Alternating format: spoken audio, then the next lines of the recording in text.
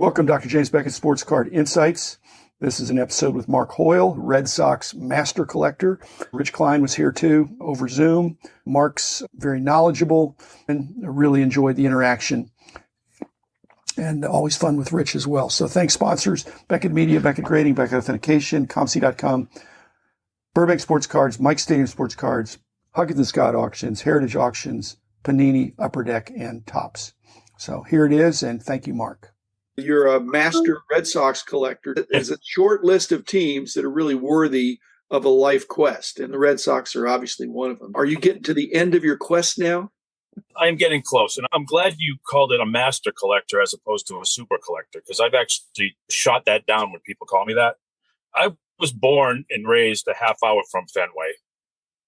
The Red Sox were in everybody's blood when I was a kid. There was no other thought to collect another team. So I started in 1969 collecting, took a break here and there, never completely out of it, but it's been a continuous collection. My two boys collected, so I was hopped back in with them. I bought my first Beckett for my son when he was collecting, early 90s. And I'm getting close to completion, but I don't think I ever will get to completion. I'm still missing a handful of fairly obvious ones. I need the Ted Williams 39 Premium, which is probably top of the list. Don't look at me. I think I know somebody who has that. Oh, I know. There's a few other tough issues. I'm still looking for a card here or there. How are you defining your quest or delimiting it? Because if you collect everything Red Sox without regard to when, where, or how, especially the newer stuff, your job could never be done. No, it's not. So with the new stuff, I will collect flagship to the day I die. I do the complete set, which I buy at the end of the year, but I do a separate Red Sox set. And I do a few of the other ones, Heritage, Archives, Stadium Club. I'll buy the Sox set of those. As far as the other stuff, I'm fine with just getting a card here or there. Bowman, Gypsy Queen. I don't want all those cards. I don't need 30 cards of Rafael Devers from 2023. I don't need all the parallels. I stick with the basics as far as the new stuff. Are you a boxer in terms of putting them in boxes? Or are you a plastic sheet guy? How are you organized? The new stuff's in a box because I don't care about it that much. I just want to have it at this point. I'll go back and probably stick it in a binder at some point. Half of my collection is in a box. Half of my collection is in a binder. One question for you on modern things. And I understand if you tried to collect every Red Sox card issued nowadays from all the sets, it would be a lifetime quest just to do 1 year. But have you considered something like, I just want to get a card of each player. So if there's a first Bowman card, even if it's a prospect, just to get him into your collection. Or JD Martinez comes for the Red Sox this year. And if he's not in the early sets, we got like an update card of him, just to have a Red Sox card of everybody. I will do that just to get a present year card of a guy into my collection. A lot of times that's what Topps Now is good for. A call-up will have a hit. They'll throw them on a card. I have it. I'll buy that. But I'm not worried about completing every set, every card, every player for the new year. It's just not worth it to me. Just because they print a card in 10 colors, I'm not going to go collect all 10 colors. I really don't care. Rich, we've talked about Clint Adler and Neil Hoppenworth and some of the guys that before there was box breaking and case breaking for social media purposes and for the drama, there were guys that just quietly broke and made team sets.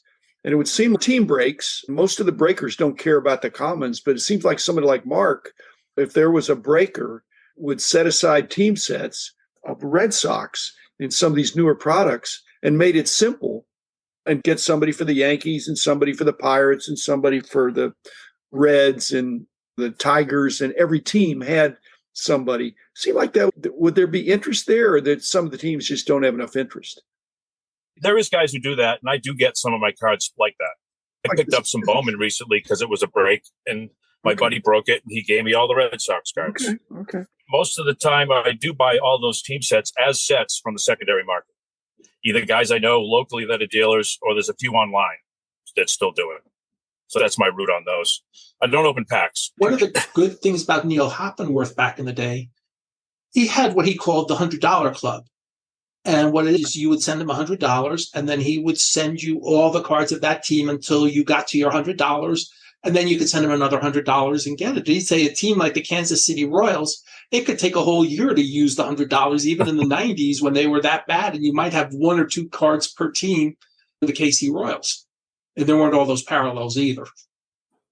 I feel like if Fanatics is really going to try to increase the exposure of our hobby, regional sets and team-based sets and team-based marketing, especially with their relationship with the Players Association, putting out Red Sox-centric sets in the New England area would make a lot of sense. Topps does put out one that's in a separate little blister pack type thing. Right.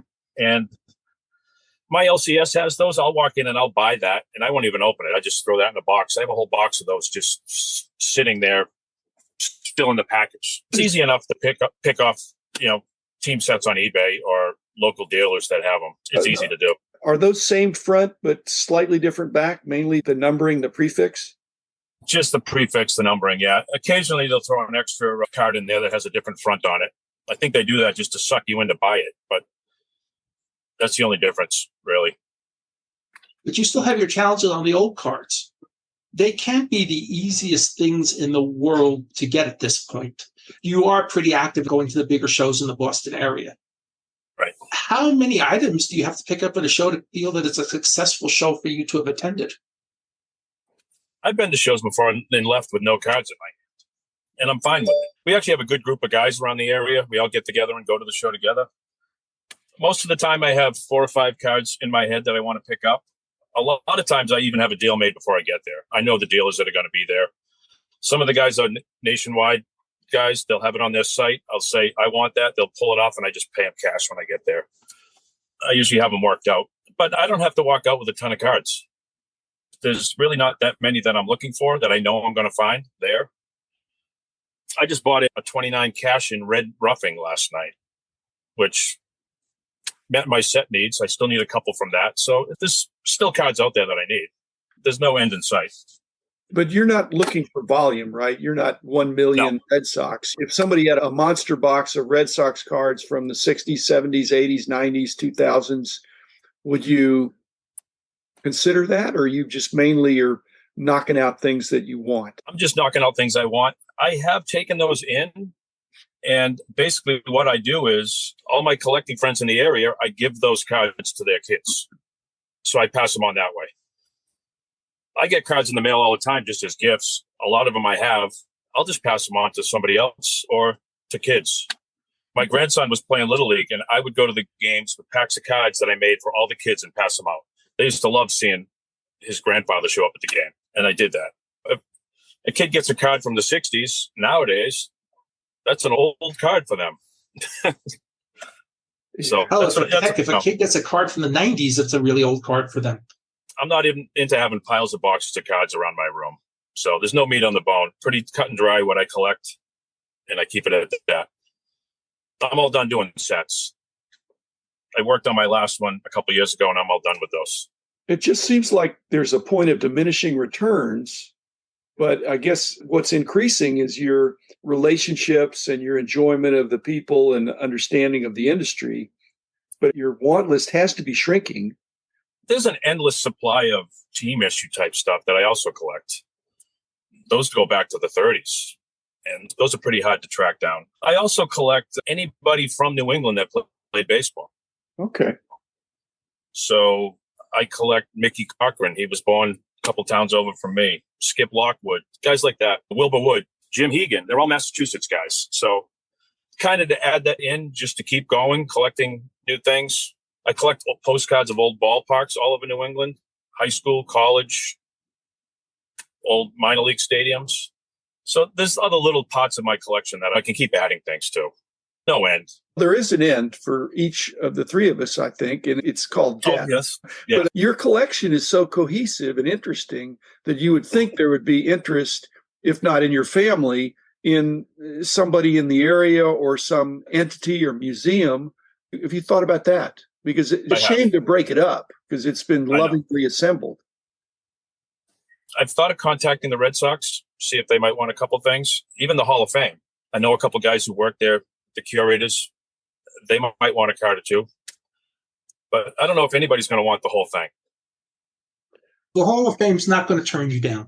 I'm pretty sure. Oh. But it's going to go into the basement. It's going to go, which I've been down there with Tom too.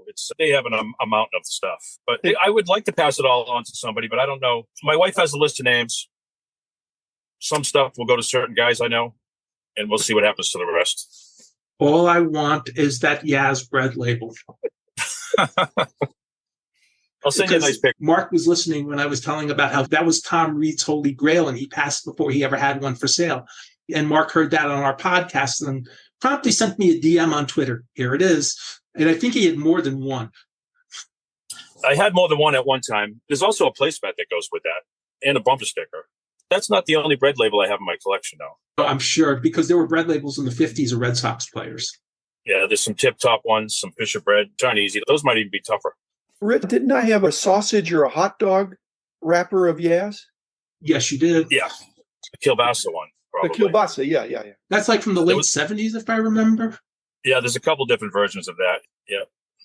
Because we were pretty good about buying oddballs. And you and I both had a good eye for what we've never seen before. What we never see before and what price range was acceptable. If it was $1,000 or something I've never seen before, no, I'm not spending that money. But if it was $10, yeah, just go do it. And more times than not, you and I were correct. It's not the same as the dollar box, but we're not looking in the showcases for these things. If it's in the showcase, it's add another zero or two. But if it's in a Mike Mosier box, who knows? Mark, when you look at something, do you instinctively know if the price is right, or do you have to sometimes just hope that your intuition works? If it's a card I've been looking for 5-6 years, there's no real comps on it. I just have to go by my gut. I've lost out on a couple great cards at a show because I balked at it. And I went back an hour later and they were gone. And one of them hurt with that.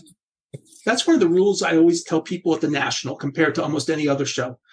If it's something you really want and you think the price is reasonable and you've never seen it before, that's when you don't negotiate. You buy the card. Exactly.